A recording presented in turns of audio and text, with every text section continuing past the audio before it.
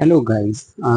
तो आज हम बात करने वाले हैं फिजियोथेरेपी के बारे में। The scope of physiotherapy, the scope of physiotherapy in the medical field. ठीक है, देखिए फिजियोथेरेपी क्या चीज़ होती है। फिजियोथेरेपी होती है एक फिजिकल थेरेपी जिससे हम पेशेंट को ट्रीट करते हैं और उसकी हेल्थ को इंक्रीज करते हैं। ठीक है, ये होती है बेसिकली फिजियोथेरेपी।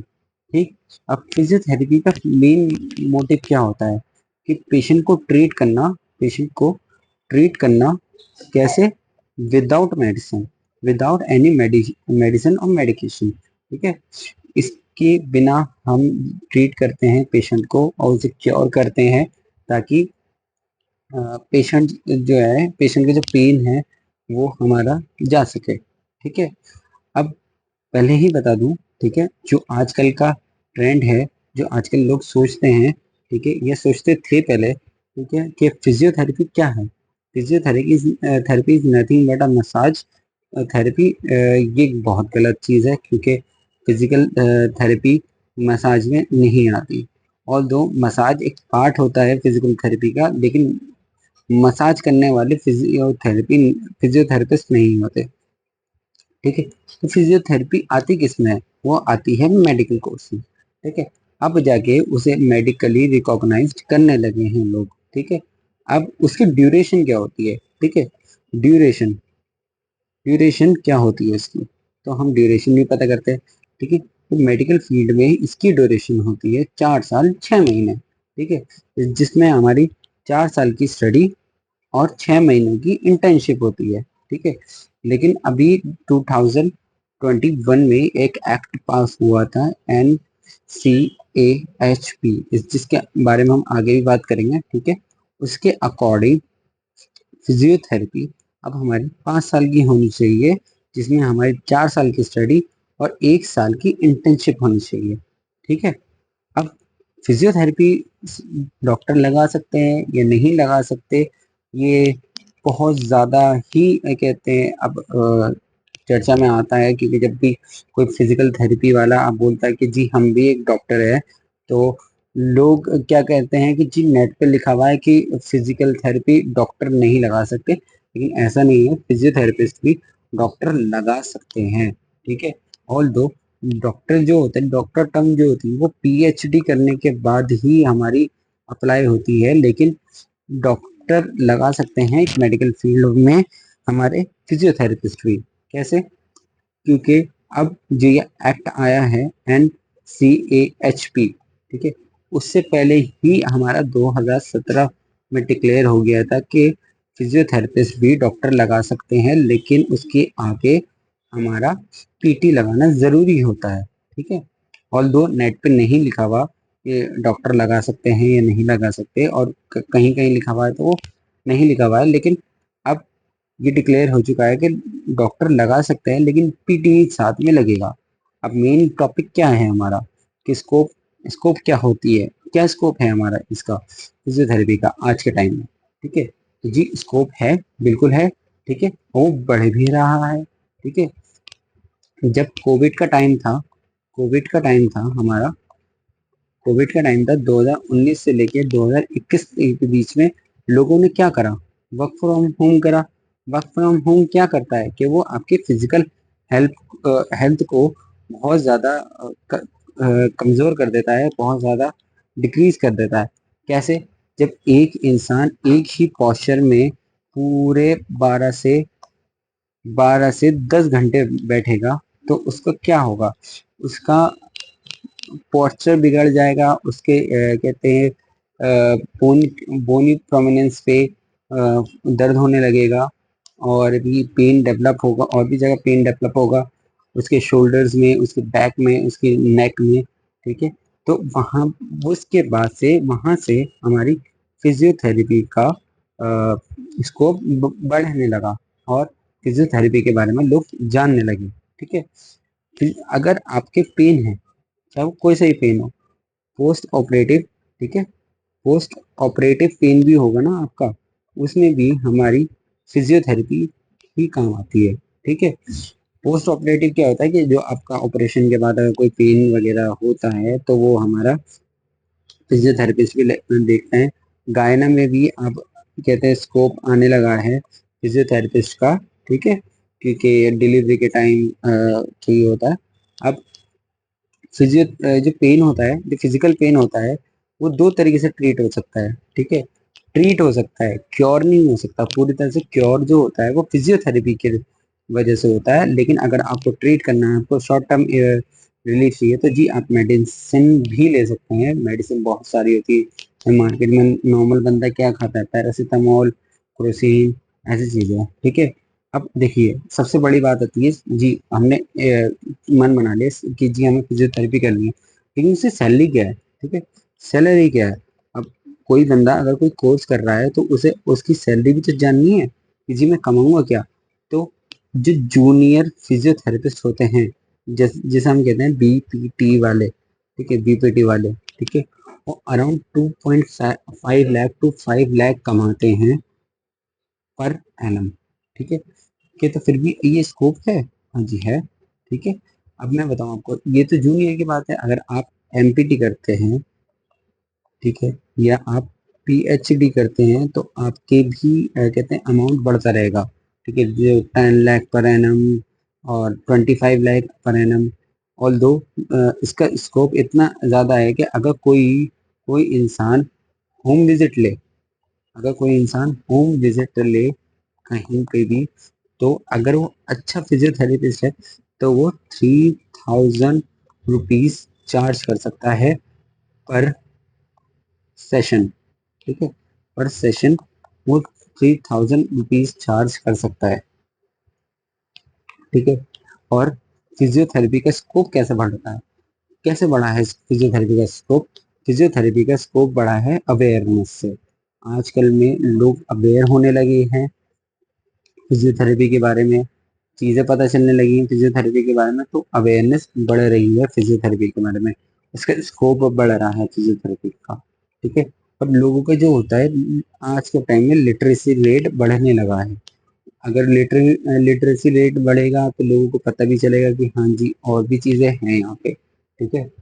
और फिजियोथेरेपी जो होती है वो पेन को पूरी तरीके से क्योर करती है, ठीक है। अपने मोटालिटीज के थ्रू, अपने एक्सरसाइजेस के थ्रू, और के, अपने ट्रीटमेंट प्रोसीजर के थ्रू आपको ये क्योर करती है, ठीक है।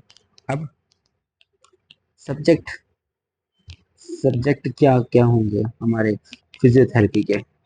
फिजियोथेरेपी अगर हम ले रहे हैं तो हमें जानना तो होगा ना कि फिजियोथेरेपी में सब्जेक्ट क्या क्या होंगे। क्या वो एमबीबीएस वाला हमें फीलिंग आएगी, नहीं आएगी, ठीक है, या डॉक्टर वाली फीलिंग आएगी ही नहीं आएगी? तो जी मैं बताना चाहूंगा, बिल्कुल आएगी। मैं आपको इसके सब्जेक्ट दिखाना चाहूंगा, जो सब्जेक्ट हैं, ठीक है। ये आ गए हैं हम सब्जेक्ट से, ठीक है। तो ये क्या है? फर्स्ट ईयर का हम देख रहे हैं यहाँ पे। ये है फर्स्ट ईयर के सब्जेक्ट्स। एनाटॉमी है, फिजियोलॉजी है, बायोकेमिस्ट्री है, ठीक है। और कुछ कुछ जो है हमारी कहते हैं उसके एक्स्ट्रा जो गवर्नमेंट ने ऐड करना है, बेसिक कंप्यूटर इंग्लिश, ठीक है। ये किसी किसी में होती है, ये वाला किसी किसी में नहीं होता। वो तो पर इंस्टीट्यूशन और पर कॉलेज डिपेंड करता है। और हमारा सोशियोलॉजी है। तो ये तीन मेजर जो हमारे एमबीबीएस के फर्स्ट ईयर के सब्जेक्ट हैं, वही बीपीटी के भी सेम है, ठीक है। अब ये तो फर्स्ट ईयर के इसकी बात होगी, कहते हैं, हाँ, फर्स्ट ईयर के कोर्सेज के बाद होगी। सेकेंड ईयर के कोर्सेज में जी हमें सर्जरी वगैरह करने मिलेगी या नहीं मिलेगी? तो जी बिल्कुल सर्जरी वगैरह भी करने मिलेगी, ठीक है। उसमें अगर हम देखें तो उसमें जनरल मेडिसिन, जनरल सर्जरी, ये सब भी आता है। जैसे कि थर्ड ईयर में हमारी जनरल मेडिसिन है, गायनोकोलॉजी है, ऑर्थोपेडिक्स भी है, सर्जरी भी है। ओके, सॉरी, एक मिनट, एक मिनट।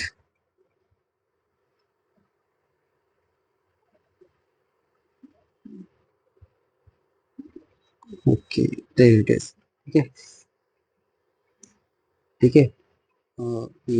ये पूरे सब्जेक्ट, पैथोलॉजी, माइक्रोबायोलॉजी, फार्माकोलॉजी, ठीक है, फर्स्ट एड, सीपीआर, एथनिक, ये सब कुछ, जनरल मेडिसिन, जनरल सर्जरी, मस्कुलोस्केलेटन और कार्डियो रेस्पिरेटरी फिजियोलॉजी, ये सब कुछ जो है जो आपको एमबीबीएस में भी करने मिलता है। तो फिजियोथेरेपी एक अच्छा स्कोप है अगर आप करना चाहें तो। अब बात होती है कि क्या हमें डायसेक्शन करने मिलेगा, डायसेक्शन करना मिलेगा कि जी हम तो मेनली मेन चीज़ क्या होता है डायसेक्शन, कि हम डायसेक्शन करेंगे या नहीं करेंगे। तो मोस्ट ऑफ द सॉरी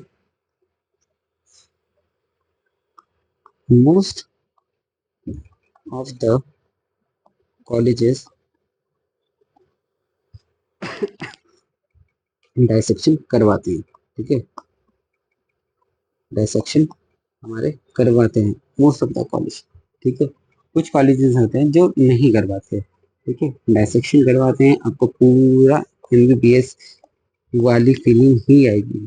ठीक है, अब मैंने आपको बताया कि एक एक्ट के बारे में बताया मैंने, N N C A H P act. ठीक है, उसके उसके अंदर क्या है, उसके अंदर हमने अभी बात करी ना, मैंने कहा था मैं आगे बताऊंगा। तो हम बात कर रहे हैं N C A H P act के बारे में, जो आया था 2021 के अंदर। ठीक है, इसके अंदर क्या है, इसके अंदर ये कहा गया है कि एवरी स्टेट, जो भी स्टेट होगी, जो भी स्टेट है इंडिया में, एवरी स्टेट क्या करेगी, एक अपनी काउंसिल बनाएगी।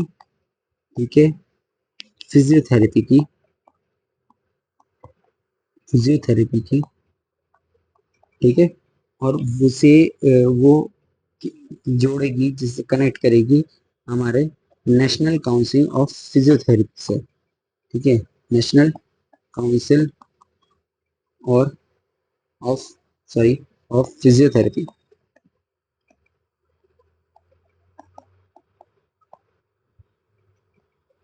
चलो ये बात तो होगी हमारी, लेकिन ये एक्ट लाया क्यों गया, ये एक्ट इसलिए लाया गया क्योंकि हम मेडिकल कोर्स को